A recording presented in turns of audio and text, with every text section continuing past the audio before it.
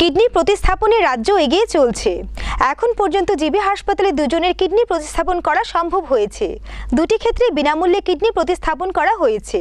এই জন্য চিকিৎসকদের ধন্যবাদ জানিয়েছেন মুখ্যমন্ত্রী। চিকিৎসা পরিষেবা প্রদানের ক্ষেত্রে রাজ্য অনেক দূর এগিয়েছে। রাজ্য থেকে যাতে রোগীদের চিকিৎসার জন্য বহিরাজ্যে ছুটতে না হয় সেই লক্ষ্যকে সামনে রেখে কাজ করে চলেছে সরকার।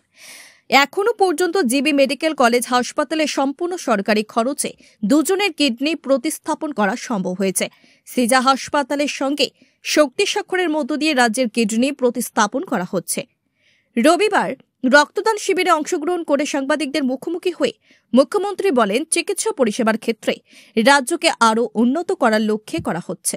চিকিৎসা ক্ষেত্রকে অগ্রাধিকারের ক্ষেত্র হিসেবে চিহ্নিত করা হয়েছে বলে তিনি উল্লেখ করেন। কিডনি দেওয়ার ক্ষেত্রে যে নিজেদের টুইন হলে সবচেয়ে ভালো হয়, বা ওনার রক্তের যদি মিল থাকে আত্মীয় স্বজনের মধ্যে হলে সেটা ভালো হয়, কিন্তু তাতে গিয়ে পরে কী হয়, কিডনি পাওয়াটা মুশকিল হয়।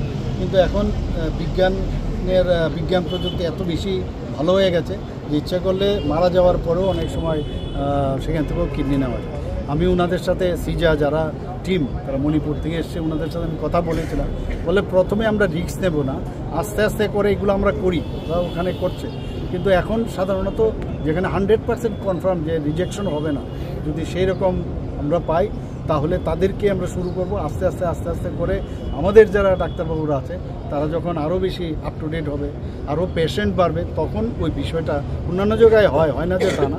তো আগের থেকে যদি কিডনি দান করে থাকে, তার যে রক্ত এবং আদার যেসব প্যারামিটার্স আছে, তাহলে সেটা যদি করা যায় সেটা তার থেকেও ট্রান্সপ্লান্ট করা।